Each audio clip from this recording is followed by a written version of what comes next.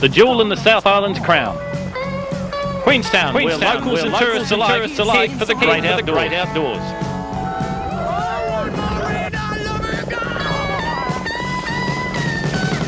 Once again, Queenstown played host to the annual Race to the Sky, the Queenstown Gold Rush. This year, a new challenge had emerged from Europe. Sweden's Stig Blomqvist driving a very potent 855 horsepower RS200. The ex-World Rally Champion was looking for new challenges and he liked what he saw. Yeah, okay, it's a very nice hill. It gets a bit rough, but okay, that's the way gravel roads go and a lot of things going up and down there. Set in the Cardrona Valley, the Gold Rush course is 14.8 kilometres long with 137 turns, 15 of them being acute or hairpins. Team that with a gravel surface and rocks and ruts, mix at 5,000 feet above sea level and you have a big challenge. The no-hold-bars spirit of the race brings Kiwi ingenuity to the fore, and there's no better example of that than Neville Laker's six-wheeled twin-engine Mazda. For Laker and his crew, just reaching the top is reward enough. But for the Premier Unlimited class, the goals are much greater.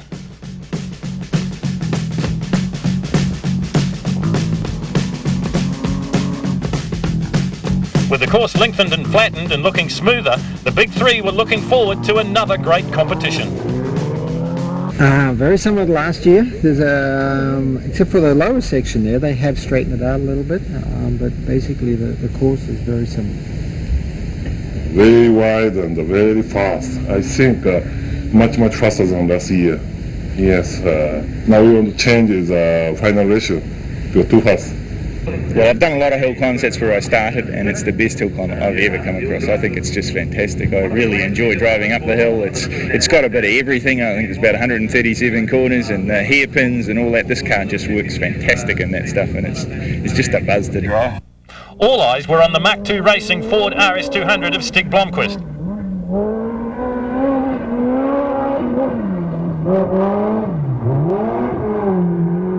But things weren't going their way. Well, we heard all the drama from down below. Tell us what happened. I think 2 k's from the top of the hill, we've got a fire which has been caused by an oil leak. Something that we can fix, but a bit of a drama at the time. So hopefully we can put it all back together. Despite the team working all day and most of the night, they could not repair the potent Ford, and as a result, this would be the last time the RS200 would be seen at race pace.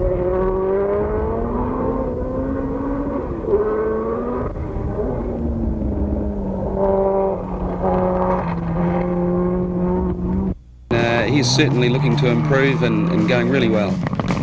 I'd be amazed if anyone could remember all the corners. Every time I think I got it sussed, it's completely different, but challenging about the whole lot. I mean, it amazes me how rough it is on the gear. Like trying to keep everything together is a major mission, but no, it's good.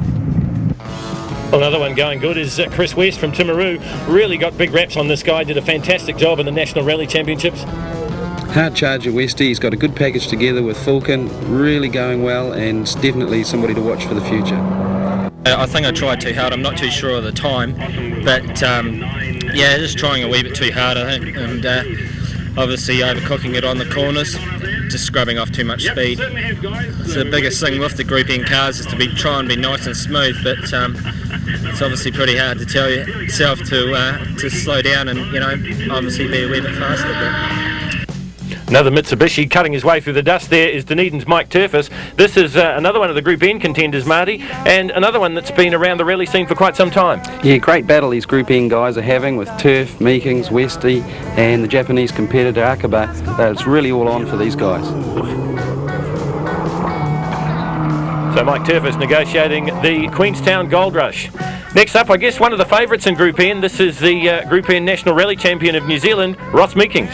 Yeah, Ross has got some good sponsorship from NZ. He goes really well, as you say, current Group N champion, and these guys are really competitive. There's only about 1.5 seconds separating the top 4. Well, Ross, another good run that time? Yeah, very good for us. I think we're coming out equal first in Group N, and it's been a real battle for Group N all weekend so far.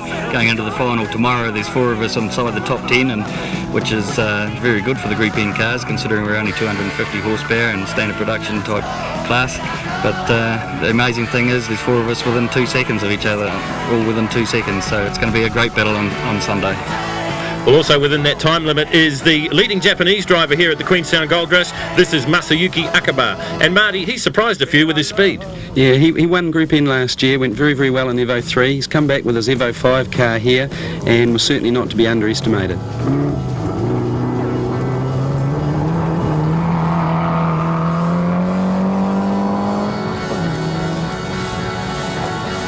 Well, on to the Group A qualifying now. You know a little bit about this bloke. Yeah, well, that's just coming out of the rally sprint track at the bottom of the course and just trying to get through the gate there. Just made that. This is the faster part of the course as it goes up to one of the first hairpins and get up into about fourth gear at about 145, 150 odd kilometres an hour here. Busy day at the office for you there, Marty, and always conscious of the drop on the other side? Yeah, as you can see, there's some wide open spaces out there, so stay focused on the road and try and keep the car there as well. Now, Marty, the car's in Group A spec, and that's to conform with the New Zealand rally regulations, but what can you do and can't you do? Oh, there's certain restrictor sizes that you have to stick to, Phil, which govern the horsepower. You have to be at a minimum weight of 1,230 kilograms. This is actually one of the fastest part of the course here, going through a blind brown fifth gear.